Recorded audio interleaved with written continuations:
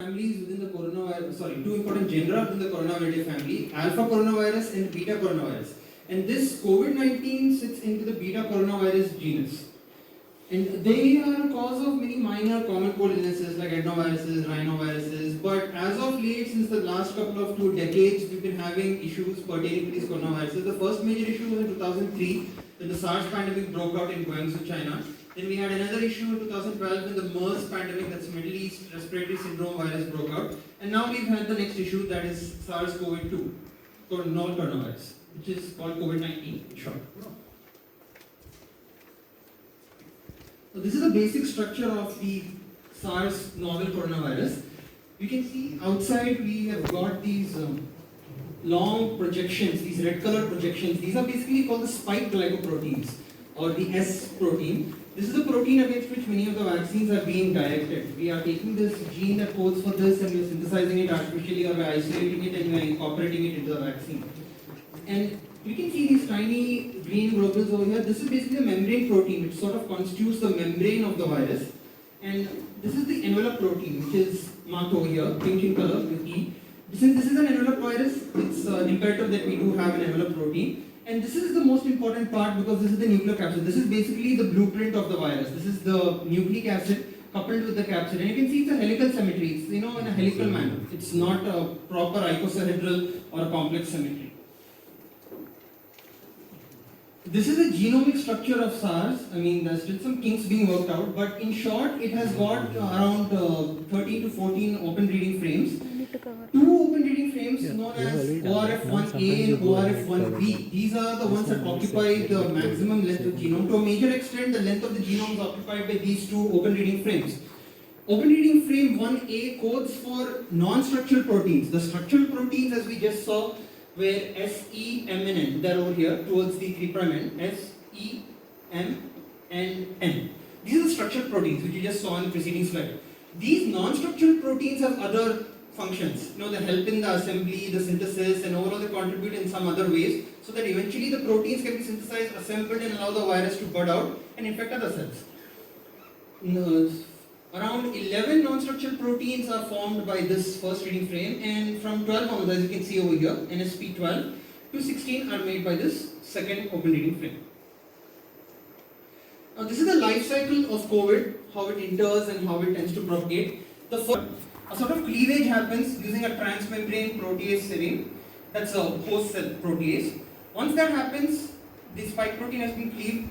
The spike protein then breaks into two subunits, S1 and S2. And the S1 subunit binds and the S2 unit allows it to actually fuse with the host cell membrane, and then the whole thing is endocytosed. So okay, now it's inside, the whole thing gets broken down and the genomic RNA is released into the cytoplasm. Once the RNA comes out, this is a positive sense RNA. So it doesn't need to get transcribed into an mRNA copy and then get translated. A positive sense RNA copy can itself be translated directly. So this positive sense RNA directly undergoes translation to a certain extent. The preceding open reading frames that we saw are the ones which are responsible here. We translate them into two polyproteins, 1A and 1AB. Then these are basically big polyproteins. They have to be cleaved into smaller bits. So this cleavage is accomplished by certain proteases. These are virally generated proteases, which ends up generating the separate non-structural proteins. Now the replicase, which is the RNA-dependent RNA, the RNA-dependent RNA polymerase, since it is an RNA virus, it has RNA, it does not have DNA. The RNA-dependent RNA polymerase is going to create an RNA copy from the genomic RNA. The replication is accomplished in a replication transcription complex. So it sort of happens in a bit of a discontinuous manner. The complex is formed, transcription is going on and replication is going on. So we get the genomic RNA, which is the main RNA, gets replicated, a strand is formed. Whereas at the same time, subgenomic RNAs, in a discontinuous sort of manner, transcription happens and small bits of RNA are formed. And these are the bits that will eventually code for the structural proteins. As you can see, envelope S, E, M and N. These eventually go on into the endoplasmic reticulum Golgi complex. Because this is an RNA virus, there is no involvement of the nucleus over here. And as we know with all viruses, protein synthesis anyhow takes place in the cytoplasm. So then these genes are translated and eventual assembly and accumulation happens inside the vesicles, inside the Golgi apparatus and the endoplasmic reticulum. And actual release of the viral particle through an exocytosis process. This is a basic immune response which happens with regards to almost any pathogen. Once the pathogen enters, or the antigen as such, it is engulfed by an antigen presenting cell. Once this happens, it presents the antigen complexed with major histocompatibility complex 2 and presents it in a sort of Y-shaped structure onto the surface of the cell. This interacts with T helper cells. Now this T helper cell interacts with this complex with the help of a T cell receptor, as you can see over here, which is the same thing. It clings on, and this causes a release of interleukin 1 onto this T helper cell, the first interleukin. Once this happens, this T helper cell then carries out a variety of functions. It produces B cell growth factors, B cell differentiation factors, which act on our B cells. These then are differentiated into memory cells or plasma cells which secrete the antibodies. The T cell itself differentiates into memory cells, and it also produces a large amount of interleukin 2. Interleukin 2 acts on the same T cell that's producing it and on the other T cells itself to sort of cause a differentiation which allows it to produce effector T cells, memory T cells, and even causes an activation of cytotoxic T cells. So it activates the cytotoxic T cells and causes the differentiation into effector T cells, memory T cells. And these cytotoxic T cells then go about causing the cell death through the major histocompatibility complex 1. In short, this is the proposed mechanism for the cytokine storm, which is said to be one of the main causes of mortality progressing to acute respiratory distress syndrome in COVID-19 patients. So basically what happens is the COVID-2 virion goes and attaches again to the angiotensin converting enzyme 2 receptor. Once it enters the cell, this is the respiratory epithelium, alveolar macrophages and dendritic cells are recruited. So these produce interleukin 6, and the damaged epithelial cell also produces interleukin 6. Now vast amounts of interleukin 6 are produced, which leads to all the hyperinflammatory acute phase reactants, which are commonly being used for diagnosis, evaluation of prognosis, like our D-dimer levels, ferritin, CRP, etc.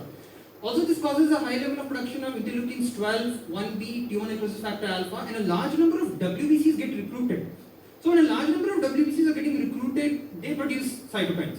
So this cycle goes on and on. It's sort of like a perpetual endless cycle. More and more cytokines keep getting produced, and these cause all sorts of effects on the human body. And some of these cytokines also do leak into circulation, which is what explains the multi-organ pathology. They go affect the liver, the endothelial cells, the kidneys, and all those parts. Now, the cytokine storm, which basically leads to ARDS, can be explained by this putative mechanism. This is the healthy alveolus on the left. We can see we have the alveolar macrophages, type 1, type 2 pneumocytes, a surfactant layer, which is produced by the type 2 pneumocytes, endothelial cells, and everything, which is the normal mechanism that goes about in our body. But when COVID enters, it causes sort of a lot of issues. As we spoke about the cytokine storm earlier, this causes damage to the epithelial cells and the endothelial cells as well. So when the epithelial cells are damaged, type 1, type 2 pneumocytes are damaged, this results in a loss of surfactant, a hyaline membrane tends to get formed, and no surfactant means the alveolus can't stay put. It collapses in on itself. And also because of the damage to the endothelial cells, there is an increase in the permeability. Now when a permeability increases, there is a leakage of all the fluids out into the interstitial space. And because there is damage here as well, there is a decreased permeability here as well. So there tends to be an accumulation of fluid inside the alveolus collapses on itself. Because of this, efficient gaseous exchange cannot take place, a reduced amount of O2 enters, and this causes the hypoxemia. And because of this endothelial damage, we tend to have the platelets and all the coagulation factors trying to produce clots. And when these clots are then broken down, we get all the products of coagulopathy. There is a D-dimer elevation, fibrinogen elevation, and etc. This is a basic timeline of the events which took place. So China first alerted the World Health Organization with regards to the COVID-19 pandemic on December 31st, 2019. They were still unrecognized, so basically a cluster of pneumonia-like cases was explained by the Chinese authorities. On Jan 7th, the WHO officials announced that they had identified the COVID virus officially with the genomic sequencing, and on Jan 11th, the first death linked to COVID-19 was announced. On Jan 13th, the first case outside of China was reported in Thailand, and on Feb 26th, the National Institute of Health began the first clinical trial for the potential COVID-19 treatment remdesivir, which is now suspended by the WHO. They're suspended from the list of medications. Later, the Food and Drug Administration took steps to expand the testing to several other laboratories and clinics. And on March 11th, the WHO officially declared COVID-19 as a pandemic. And as of now, these numbers are redundant. As of today, there are more than 97 million cases of COVID which have happened worldwide, close to 100 million, and more than 2 million deaths have occurred due to COVID as of today. Some putative suspicion as to the origins of the COVID virus. So, while there has been genetic homology with bats, the bat coronaviruses, there was 96% genetic homology on analysis. We still haven't been able to identify the intermediate host. As far as the first SARS virus was concerned, civets were identified, and these were labeled as the culprits because of diet. Because Chinese people eat anything and everything. They eat rats, bats, cats, dogs, you name it. So civets are actually sold in Chinese markets, and they were found to harbor the viruses, and eventually they were established as the intermediate host. As far as the MERS pandemic is concerned, dromedary camels were considered to be the intermediate pathogens, and close contact with the camels has happened in the Middle East. We have a lot of camels. Camels are utilized for food, for dairy products, and even camel racing is sort of a hobby. So this close contact with camels gave rise to this intermediate host. As far as COVID-19 is concerned, pangolin is suspected to be a putative intermediate host, but still there is no clarity on it. So for now, it's still a query. These are the basic routes through which COVID can get transmitted from one person to another. Droplet transmission is considered to be the most important, wherein the droplets, which are ranging in size greater than 5 microns, can travel up to 1 to 2 meters, that is a distance of up to 6 feet, and these are inhaled by the person and the person gets infected. Direct indirect contact is also quite important, because when the person coughs or sneezes, they touch their face, eyes, nose, and mouth, and then these are taken up by the other individual. Indirect contact, as in fomites, the COVID-19 patients on the bed, he's shedding all the droplets, somebody else comes up, a relative or a friend, and they touch the surface and they touch their face, their eyes, nose with it, and then they get infected. Airborne transmission was one of the most contentious topics for discussion, and recently the CDC has revealed guidelines saying that in enclosed spaces with inadequate ventilation, chances of airborne transmission are present, because these particles can travel for long distances, more than 6 feet. They're not as heavy as the droplets. So there's still some lack of clarity as to whether it is 100% airborne, but to some degree they have agreed that in enclosed spaces with no ventilation we have to be cautious, and even in aerosol generating procedures it could be a potential risk. So basic methods to stop COVID, it's still under a lot of investigation. There are no definitive treatments, there are no definitive vaccines that have come out yet, still a long way from it. Basically, repeated sanitization, hand hygiene is extremely important. As we know, the 5 movements of hand hygiene have to be followed rigorously in order to prevent the spread. Distancing from people more than 6 feet, sanitization using alcohol-based sanitizers, because alcohol is a good intermediate level disinfectant. It dries off quickly, and it also is quite effective against the virus since it is an enveloped virus. Thank you. Thank you, Doctor, for that very well done presentation. We also wanted to know from you about the. Would you be able to tell us something about? Basically, RT-PCR. Basically, right now the investigation of choice is reverse transcriptase PCR performed in a real-time method. So, because of its high sensitivity, we use this method. The turnaround time is quick, and it's a molecular method that basically takes. Maybe you can use the diagram of the PCR which you showed us. I don't have a diagram, sir. No, the one which you were showing us of the virus. The nucleic acid.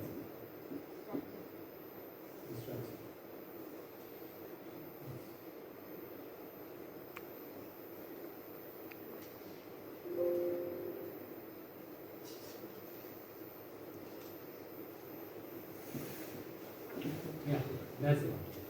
This one. No, the other. So the basic thing is, being an RNA virus, we cannot use this in PCR directly. We have to first convert it into a DNA copy. That's the whole point of adding the reverse transcriptase enzyme. In the olden days, we had regular PCR. It was first invented in 1983, and it basically took the DNA chemistry and exploited it. But how do we apply it to RNA? That was the question. That's when reverse transcriptase came into the picture. You apply reverse transcriptase, you turn the RNA into a copy of DNA, and then we go through the process. So PCR is quite sensitive. It catches a lot of copies, even a low number of copies, but there are some practical issues. There could be PCR inhibitors in the clinical sample or even the swabs. That's why we don't recommend using calcium alginate swabs or swabs with wooden shafts. They tend to have PCR inhibitors. And one of the main issues with PCR, which actually causes a lot of confusion, is this a nucleic acid or a viable organism? That is the main issue for us, because PCR just tells you DNA is there or not there. It does not tell you whether the DNA is actually pertaining to an organism which is alive or whether it is just the dead nucleic acid or the remnants being shed by the person. So, barring a few disadvantages like this, otherwise I guess PCR is quite a useful modality for investigation. And so far, I think out of all the modalities we have, RT-PCR is by far up to date the best we have. Yeah, I mean the sensitivity is 70%, Yes. which is 77 at best. So obviously we need better sensitive tests, but then currently we don't have that. So what do you think is the reason for its lower sensitivity?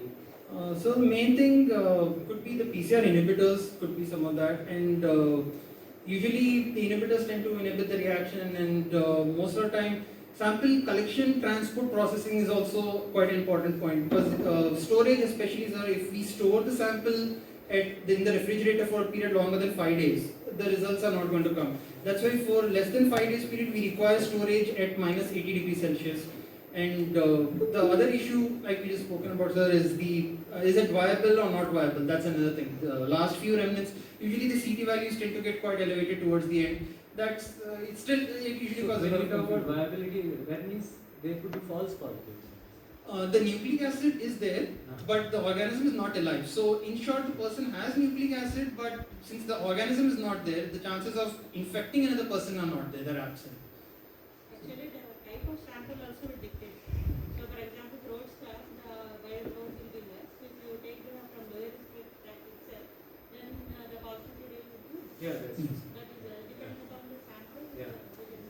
The rest of the things is usually repeatedly, because after the process is doing conversion directly, even the live virus is not there in the body, still the PCR test will become positive, because remnants of nucleic acid will be there, and that is giving the positive. That is for that sake some people are why I am always I am okay, I have recovered.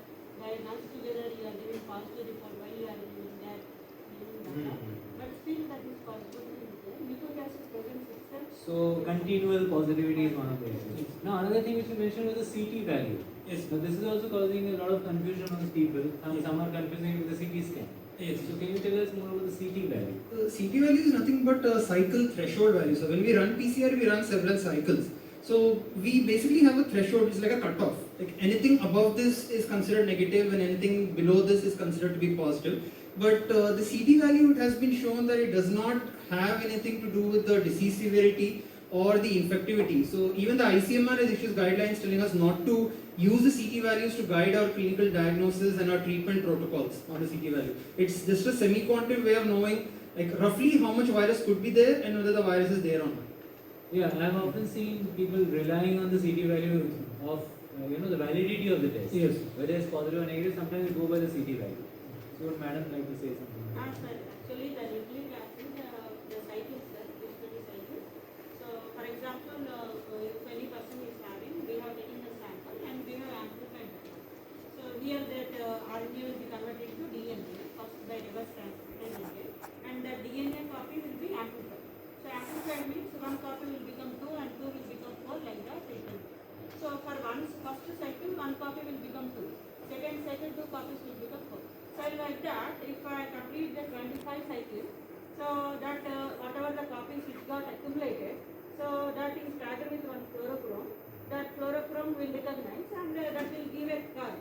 So whenever the parabola is coming, so after completion of that particular cycle, so then I am able to see the parabola. So that by that I can tell the person is having the nucleic acid initially and that got amplified.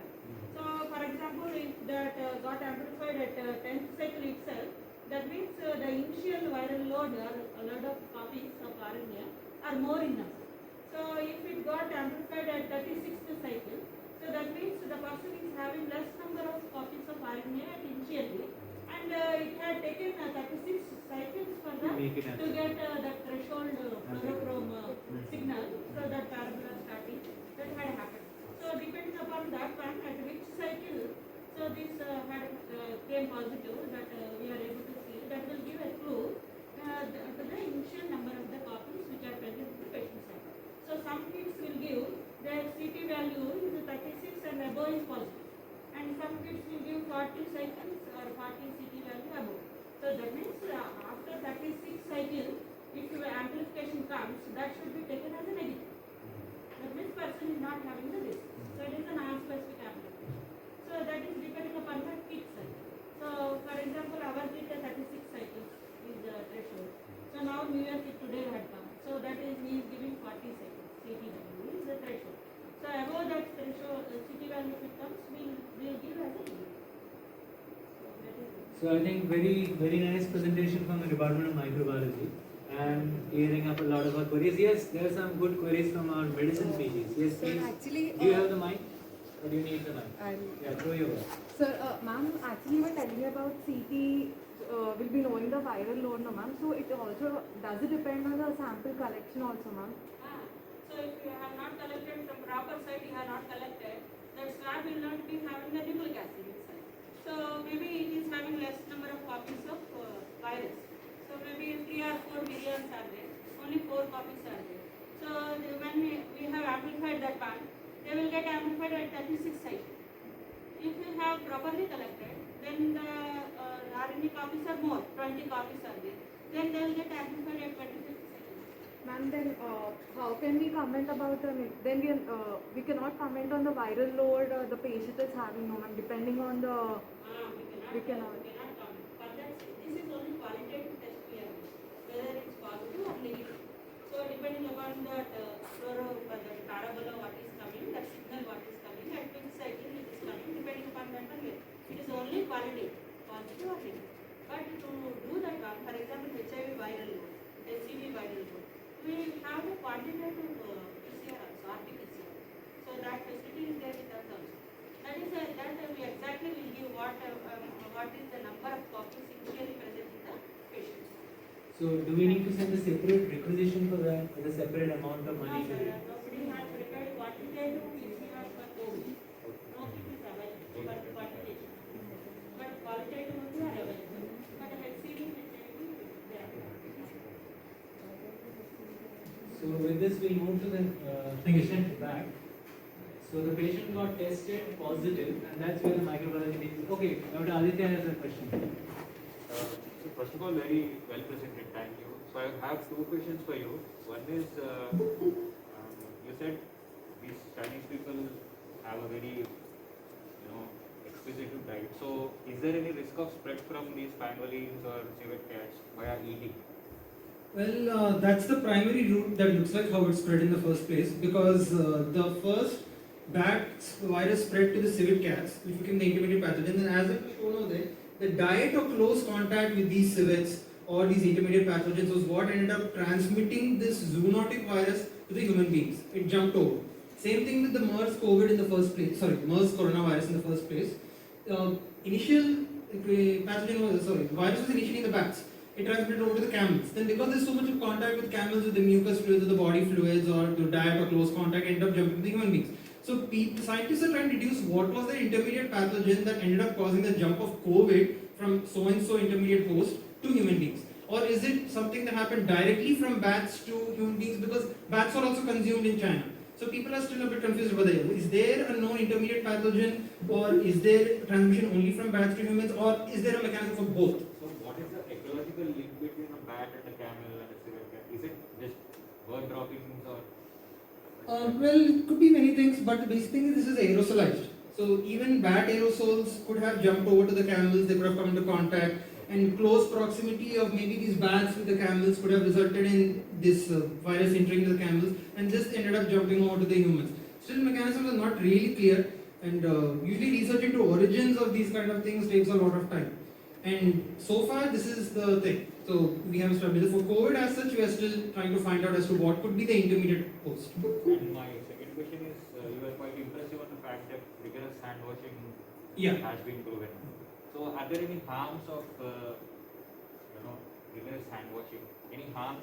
In fact, one PGA study has shown that several MRSA and Klebsiella have taken have increased virulence, have shown increased rates of infection.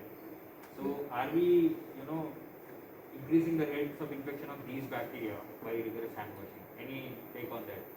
Well, first thing is this MRSA and all these other bacteria, they are a bit more resistant than the viruses, because if we check the scale of resistance, enveloped viruses are the lowest. They're the least resistant to any form of desiccation or disinfection. Then we have bacteria, fungi, non-enveloped viruses, and then we have the mycobacteria, spores, and then the prions. So that's the thing. So when we are hand washing at the moment so rigorously, we are first of all trying to control the COVID pandemic as such. But of course, this hand washing has to be done so that we maintain regular hand hygiene. We don't want to end up transmitting any sort of microbe from ourselves or from any other surface or fomite to the individual. So in short, maybe the bacteria are developing some sort of resistance over a period of time to this hand What is the washing. recommended solution for hand wash? Is it soap solution, ethyl alcohol? When your hands are visibly soiled and contaminated, hand washing is a must, because if we just use a regular chemical disinfectant, which is alcohol, we don't use hypochlorite or any of the other disinfectants on our mucosal surfaces or skin because they're corrosive and damaging. So when you use alcohol, what happens is there's a lot of organic matter, be it blood or serum or whatever. Basically, there's some sort of soiling on your hand or a skin surface. That organic matter prevents the proper functioning of these chemicals. It does not allow the chemical to go and act properly. So even though theoretically we know that alcohol is strong, because of the presence of this organic matter, it is not going to work properly. So when your hands are visibly soiled, first we have to wash our hands thoroughly, then we can go with a rub, with an alcohol-based hand rub. Because alcohol is an intermediate level disinfectant, it acts against all the microbes except spores. Spores are not destroyed by alcohol, but it works against everything else. When they're not visibly soiled, when you see that it's fine, there's no pugnacious material, a regular alcohol-based hand rub is fine. Okay. And my last question is, sir said the sensitivity of RT-PCR is 75 tops, and that one for bronchoalveolar lavage is 94. Yeah. But what is the gold standard? Gold standard would be viral culture, but viral culture is not regularly available everywhere, because when you have cultured the virus, you know for a fact that it's there definitely. That is the gold standard. I think the gold standard should be autopsy or a biopsy from infected people. But we can't do autopsies on people who have You want passed. 100% sensitivity. 100 biology is noticed that has 100% sensitivity as such. I mean, the specificity may be close. How are we numbering this sensitivities? We know 77% of something, right? 94% of something. So that something has to be known. Is there? Viral culture is the gold standard. Why is it okay? Viral culture is gold standard, but every investigation will compare to the viral culture. And any specific site of swarming after viral culture? Viral culture, bronchoalveolar Lavage. lavage. Oh, thank you. More sensitive to viral culture. We are ready to that. Because all other biopsy or when pathology people, if they see cross section also, they cannot tell it because of COVID. It can be, like any other virus. So only with this virus. Thank you so much. Yeah, sure. Thank you, sir. Thank you, Dr. Faraz. Enlightened us with regular informs.